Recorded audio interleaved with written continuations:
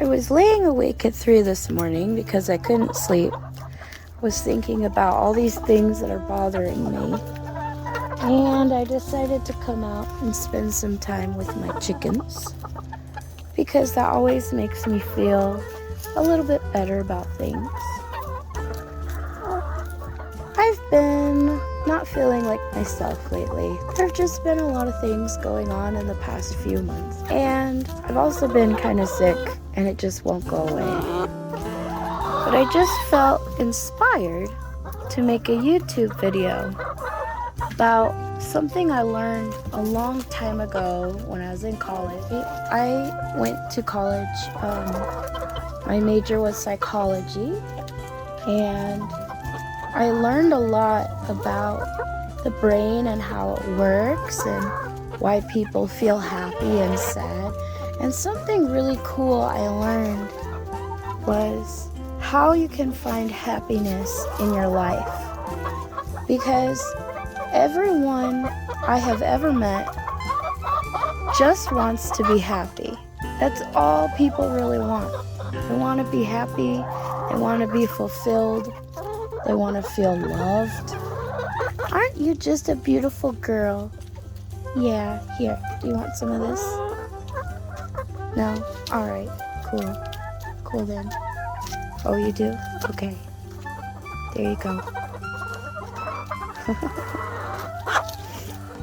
So learning about happiness and what it takes for people to feel happy has really helped me get through a lot of really hard times in my life. So I decided to make this video and let you all know what I learned, and maybe it can help you guys find a little bit of happiness in your lives too.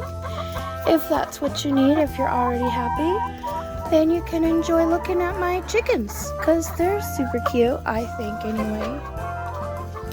Now, I'm going to add a disclaimer on here that I did graduate a very long time ago, and I learned this stuff a very long time ago. And since then, they've done more studies, and my brain has forgotten a lot of stuff. So if something I say is incorrect, I'm just gonna say what I remember, and if it's not exactly right, please excuse me. But this information has helped me a lot through the years. So even if it's a little bit wrong, which I think it's right, still, I think I remember it correctly. But if it's wrong, I'm so terribly sorry. So apparently, scientists have been studying what makes people happy for the last 2 decades. They've gone all over the place, all over the world, and studied how people live, what their houses look like, their poverty levels, and they found basically the same thing in all these places. Are you Barry? So these scientists compiled all their data and they turned it into a pie chart. So I'm going to show you this amazing pie chart. Happiness is 50% genetics, 40% what you do, 10% what you have, which is interesting because you would think what you have would make you more happy, but it doesn't. And you would think what you do would make you more happy, but really it just depends on what cards you were given genetically, which kind of sucks because you can't always change your genetics, but there are a lot of things you can do to help your genetics not make you unhappy. So happiness, right? Everybody's trying to find happiness. They want to find happiness. They want to keep being happy when they find it.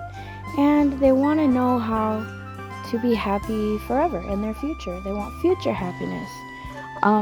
So almost 40% of depression sufferers can trace their depression to a genetic link. Genetically speaking, sometimes you're predisposed to have lower levels of serotonin and dopamine, or your receptors are not as great receiving dopamine and serotonin? Let me explain. So serotonin is a chemical in your brain, and it's something you need to feel happy. And it's kind of the same with dopamine. Dopamine is something in your brain that you kind of need to feel happy. If you have abnormal levels of serotonin or dopamine, it can really affect your entire life. So let's talk about serotonin levels. Abnormal levels of serotonin can cause depression, anxiety, aggression, impulsive behavior, insomnia, cognitive decline, obsessive compulsive disorder, panic disorder, suicidal behavior, PTSD, social anxiety, poor metabolism, energy balance, pain production. It's linked to obesity, diabetes, and osteoporosis, and it's linked to a lot of other things, but it's just a long list and I don't want to go into it.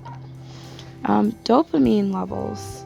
So let's talk about the dopamine. What that causes, abnormal levels can be the cause of depressed or hopeless feelings, lack of motivation, tiredness, lack of concentration, anxiety, low sex drive, trouble sleeping, perfectionism, anger, low self-esteem, reduced emotion, and chronic constipation. It's linked to ADHD, Parkinson's, and restless leg syndrome. Let's get into the part of what you do. So what you do is 40% of what makes you happy. And it's very important because depression and happiness is caused by a combination of factors. It's not just, well, I'm genetically predisposed to be unhappy, so I'm unhappy.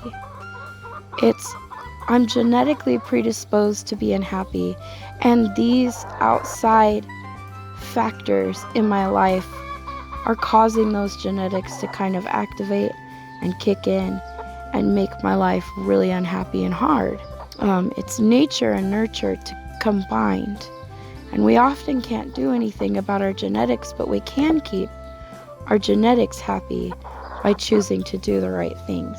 A big factor in keeping your serotonin and dopamine levels kind of regulated is the sun. Humans need sun. It improves our serotonin levels, it gives us vitamin D, it makes us happy. So a big thing we can do to kind of make us feel happier is to do activities you like that are outdoors in the sun. You are so loud. Can you turn it down a notch? Anyway, you could do yoga with chickens or goats. You could do yoga just by yourself. You could read a book in the sun. You could paint or do gardening. I actually have a garden going right now, and I can show it to you in a little bit if you want. Having a healthy diet is also...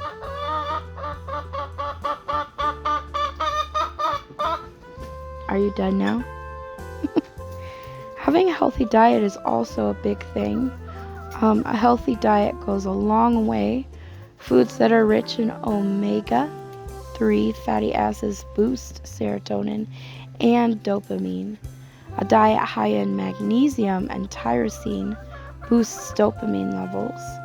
So here are some ways to regulate serotonin levels, other than diet and being in the sun. One option is you can go to the doctor and you can be prescribed medications. A lot of people don't like medications, and I understand. I'm not saying if you're on medications and you don't like it to get off of medications, because sometimes medications are very necessary. I have experience seeing people just get off medications, and that's not ever good to just drop taking medications, because it can really mess you up. If you're going to stop taking medication, you need to talk to your doctor about it. You need to make sure that's the right thing for you, which sometimes it's not the right thing. Even if you think it is, sometimes other people they kind of have some sound advice when they tell you to stay on medications. But if your doctor thinks it's, an okay thing to do, then you can decrease the medications over time. Don't just stop taking them. But that's only if it's right for you and your doctor says it's right for you and your family is like all on board, then that's everybody else's decision. I'm not saying do it and I'm not saying don't do it. So if you don't want to start taking medications, if that's not like you, if that's not your lifestyle, if you don't believe in it, one option you can do, you can try increasing your exercise and adding in sun-related activities like I said before. You can play volleyball, you can walk, you can swim, you can hike, you can start bike riding. I know that like when you're depressed, you feel really tired and fatigued, and going outside and playing volleyball isn't really your top priority. You kind of just feel very weighted and you don't want to go out and do stuff. But taking little baby steps helps. You can just go outside and walk around your backyard, look at your plants, and then go inside, and then the next day go out in your backyard, walk around twice and go inside. Just work up to it. If you feel like it's too much, don't think you can't do it because it feels too hard. Baby steps are always good. Taking vitamin D, B12, and omega-3 supplements can help regulate your serotonin. Those vitamins are very important if you have abnormal levels of serotonin. So those are good. Ways to regulate your dopamine levels. Again, activities that are outside are good. But dopamine, it not only controls your joyful feelings, but it also controls your fine motor skills and stuff like that. So improving your dopamine levels, you can draw, you can do things that relax you and make you feel happy. You feel content doing these things. When you're low on dopamine, you don't feel joyful like you normally would. So it's normal to not feel joy when you're doing something that normally makes you happy. However, it still makes you feel relaxed and at ease. And if you do things that normally would have made you feel happy, sometimes that helps.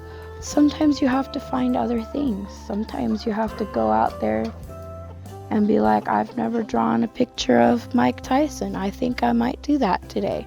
Even if it looks like a stick figure, you've used your fine motor skills. You're putting more dopamine into your brain, and that's helpful. Let me see. What else? Sometimes rearranging your house can help, because changes and re-navigating things makes your brain kind of wake up a little bit, and sometimes that helps. Going outside and petting chickens and cleaning up after them because they poop all the time is very helpful.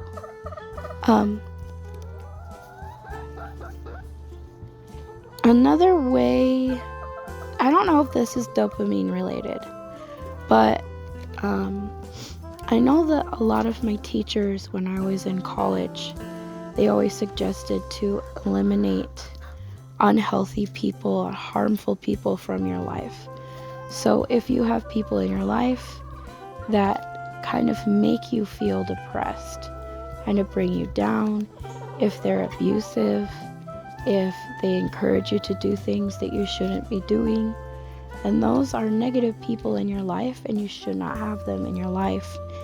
And it doesn't help your happiness level at all when you have those people in your life. So eliminating people from your life that are harmful, that can often help.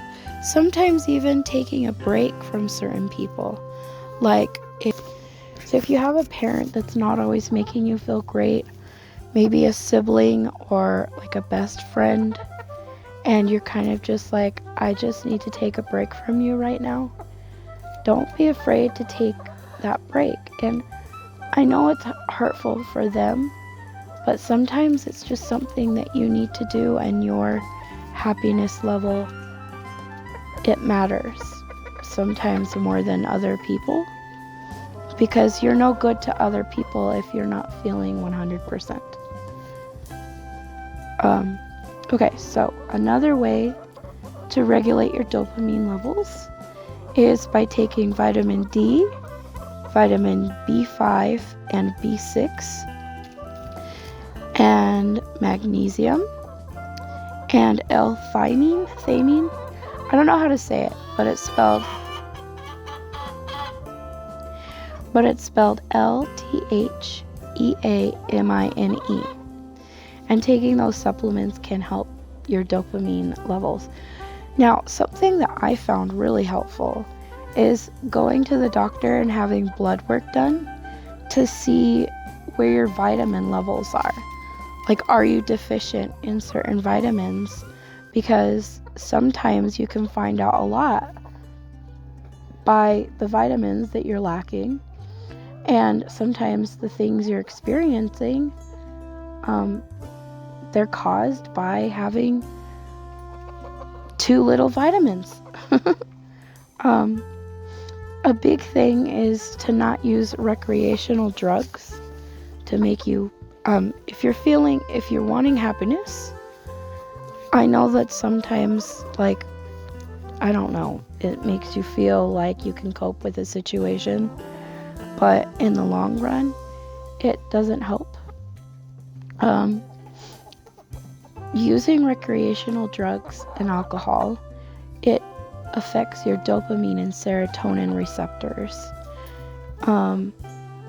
Those are the receptors that drugs and alcohol work on the most, and it really screws you up in the long run, and you really don't want to do that. So you'll want to stop using recreational drugs and alcohol. You're so silly. So then the 10% of the pie chart is what you have. Studies show that in order to have happiness in your life, you have to have the essential items one needs to survive. So that's shelter. You need to keep the elements off of you. You need to have some sort of clothing to, again, keep the elements off of you and be dressed. You need to have food, water, health, and cleanliness. So I'm obviously not going to be healthy and happy if I don't have a place to live. You have to have some sort of shelter to feel happiness. So if you're homeless and you're not feeling happy, I don't have any suggestions. I'm sorry. But my point in saying all of this stuff is, anything more than shelter, clothing, food, water, health, and cleanliness, anything more than that you get will not make you any happier than you already are at the end of the day. You can have a bicycle, and you can think all you want that getting the new bicycle or the upgrades for your bicycle will make you feel happy. You could think about it all the time. You can get excited when you think about it. But when you have that, you won't feel any happier than you feel right now. You could have clothes that you wear, and they could be kind of dumpy clothes, and you could be thinking about, getting different clothes, getting better clothes, looking nicer, feeling more confident. But once you have those clothes, once you feel nicer, you're still, at the end of the day, most of the time, your happiness level kind of dwindles off when you're wearing those clothes, and they don't make you any happier than you are now. It's a temporary happy. Sometimes a temporary happy is all you need. So if you want to go out and, like, I don't know, go shopping at least once, not like a regular activity, I wouldn't suggest. But sometimes you do have to chase a temporary high, and that's okay. But constantly getting upgraded new things will not help you feel happier. It will not improve your happiness. It will not improve your life. That's basically what the 10% of what you have is saying. Hi, you're a silly head. So, those are some things that I do to make myself feel better when I'm feeling low. I don't consider myself as having depression or anything. Just sometimes, life happens and weird things hit you all at once. For example, you have like people you know from the past are no longer with you, or a pet dies and then your house crumbles to the ground because your foundation is going out. Your car breaks down. Things happen when you're living this life, and sometimes they all happen at once, and you're just not feeling yourself. You're not feeling happy, and you want to be happy. Those things help me when I'm not feeling at my greatest. And those things have been scientifically proven to help people who do have chronic depression. Sometimes doing the things that I suggested will bring you happiness right away. It'll make you feel better and more confident. But sometimes it doesn't. Sometimes it takes time because your dopamine and serotonin receptors aren't used to working as much as they should. And sometimes you just need to work at it. Just keep going. Keep doing what you need to do. And eventually they'll catch up. Sometimes it takes a month. Sometimes it takes a week. I know that sometimes some vitamins don't affect your body unless you've been taking them for a couple of months. So, it takes time, but it will get better. And it's okay.